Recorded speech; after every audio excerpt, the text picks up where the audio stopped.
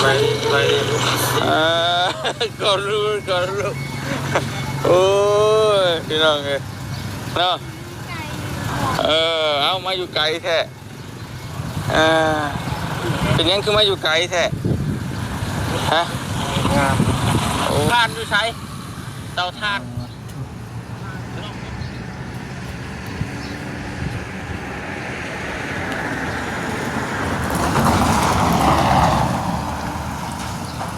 บรรยากาศช่วงเช้า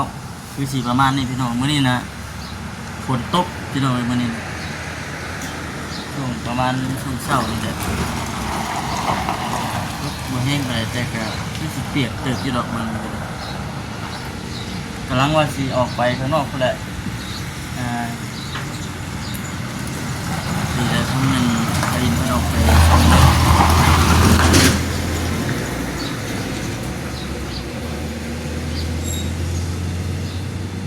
ทางในทางเพพี่น้องเนาะคุณเราก็โต๊ดไปโตนจักขึ้นผู้ใดเป็นเจ้าชีมาแปลงทางพี่น้องเนาะอันนี้คือฝนตกเช่นนี้แค่ฝนมาตกเนี่ยมันคนไงก็ลูกกั้วคือข้างบ้านข้างสีตลอดแต่นั้นเมื่อใดฝนตกอันนี้คือช่วงฝนตกพี่น้องเนาะ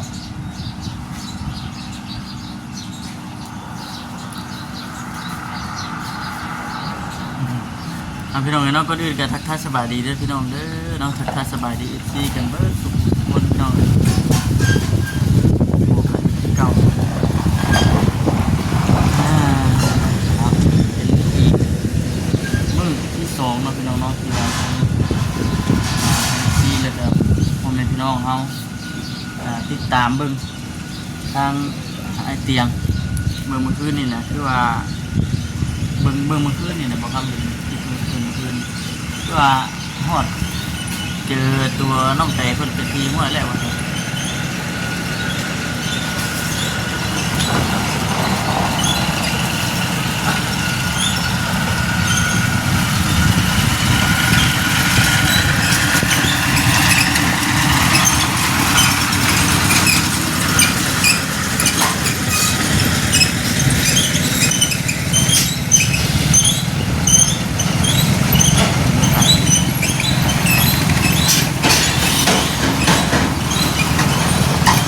ไปต่อ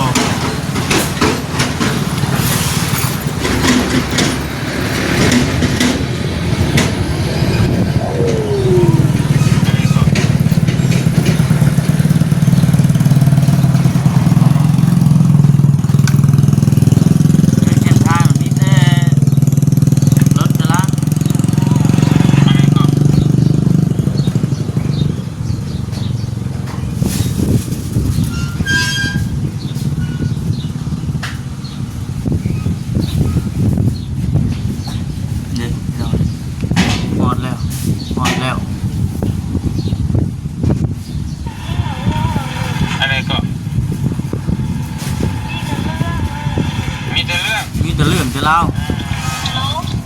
แต่บ้านมาสิปันกันเลยน้อง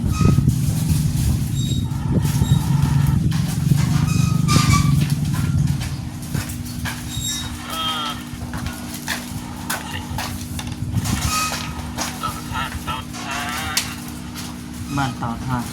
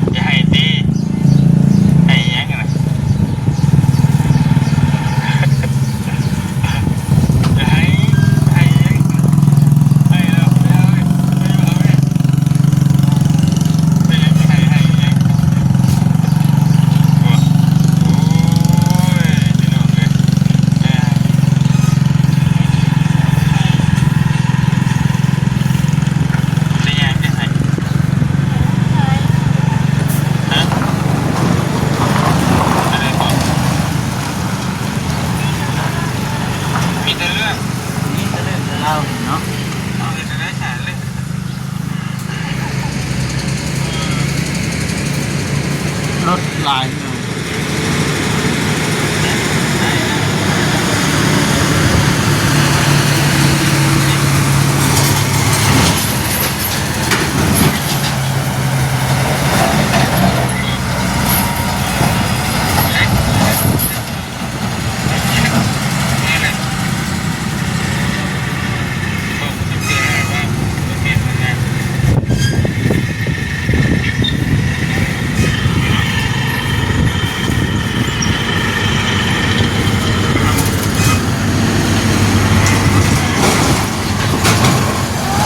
ลายดิ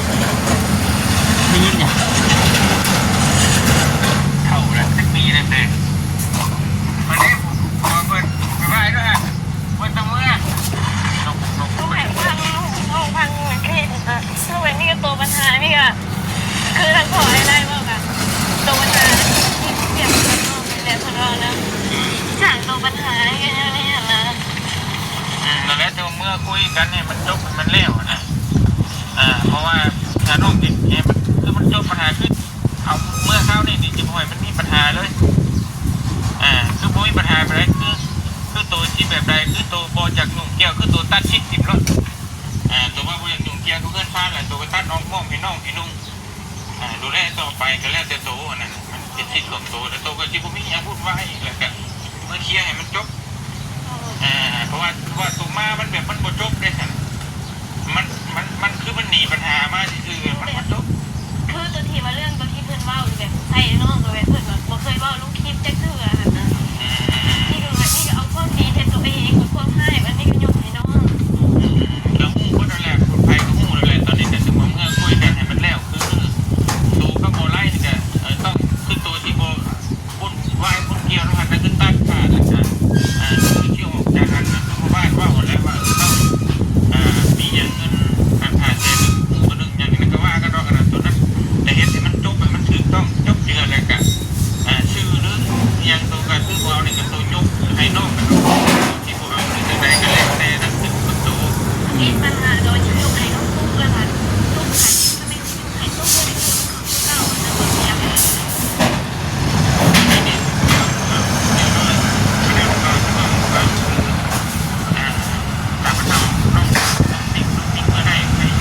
มันขอเรียนแล้วคนล่างเรียนบ่ได้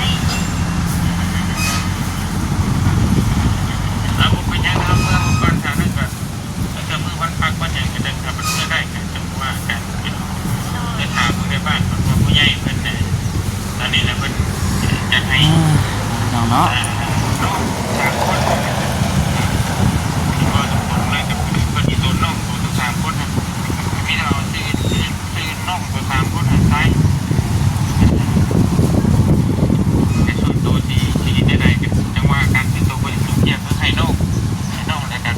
เขาจะไปใช้กระไปตัวจะไปใช้กระยุแต่ว่ามือใดมือนึงถ้าว่าเขาไม่มีมองอยู่เขาก็สามารถไปอยู่หันได้เลยมันเป็นชื่อของเขามันเป็นดินของเขาเด้แต่วันนี้มันปัญหามันยังบ่จบคือใบตะลินมันยังไม่ได้เด็ดขาดแต่มันจะมีชื่อตัวผู้เดียวนะแม่แต่ว่ามันมีผู้ไล่อยู่นำทั้งนั้นมันก็เขากับมันมีคิดจะถามจะพ่วงมันจะยากไปยังบ่เด็ดขาดเพราะฉะนั้นเห็นว่าระบาบอกแต่ก่อนจำได้อยู่ว่าระบาบอกว่าอะไรนี่โอ้ยว่าตัวเองเป็นความระบานี่เป็นได้ไหม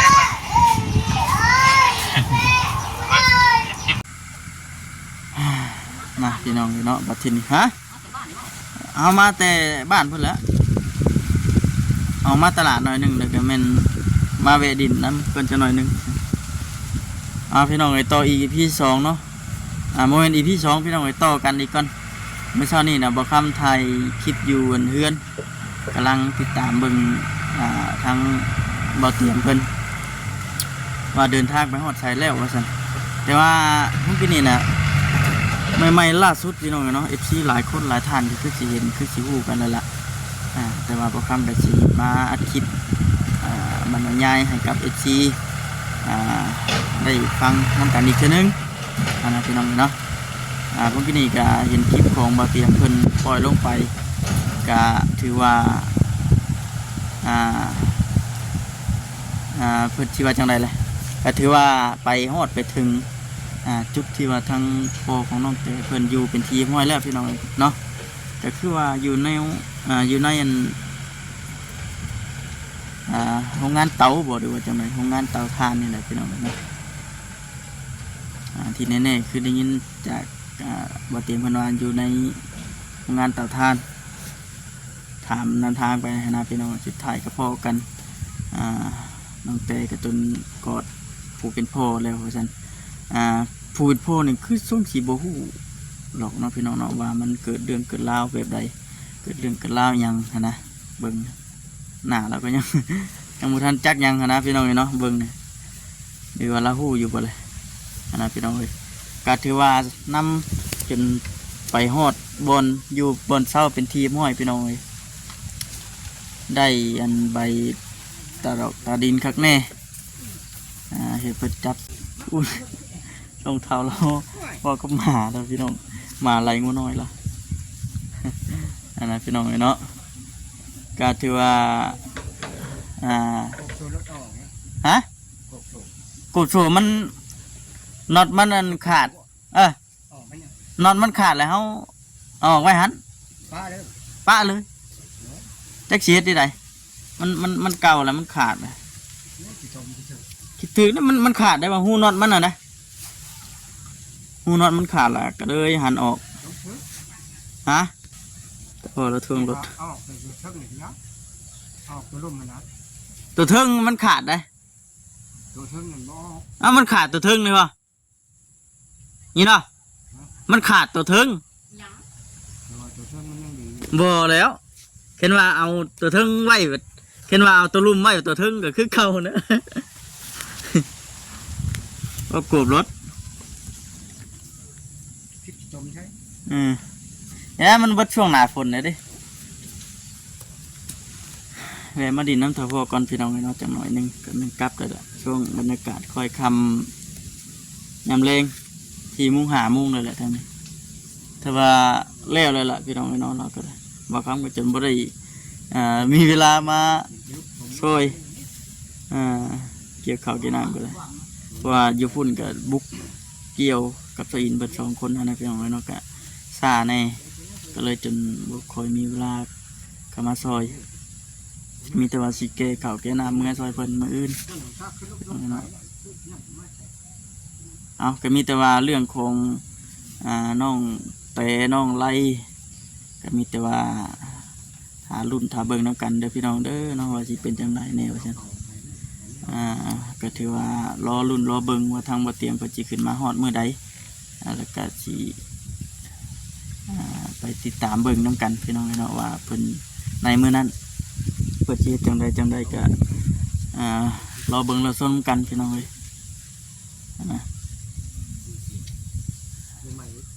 ว่าเฮือนหลังนั้นดินตอนนั้นเพิ่นสิมอบให้ภายใน FC หลายท่านเพิ่นก็คอมเมนต์เข้ามาป๊าดหลายพี่น้องเนาะ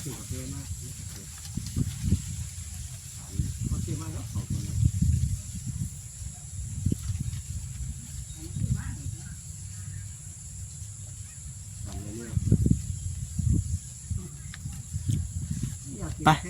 ใช่พี่น้องเนาะคลิปนี้ก็คือสีจบคลิปก่อนพี่น้องเนาะจังไรก็ขอบคุณหลายๆเด้อเนาะทางพี่น้องพี่เป็นบัตรสุขคนพี่น้องเลยจังไรก็สิกลับป้าเลยแหละพี่น้องเนาะโอเคพี่น้องเนาะคลิปนี้ก็ขอกล่าวคำว่าสบายดี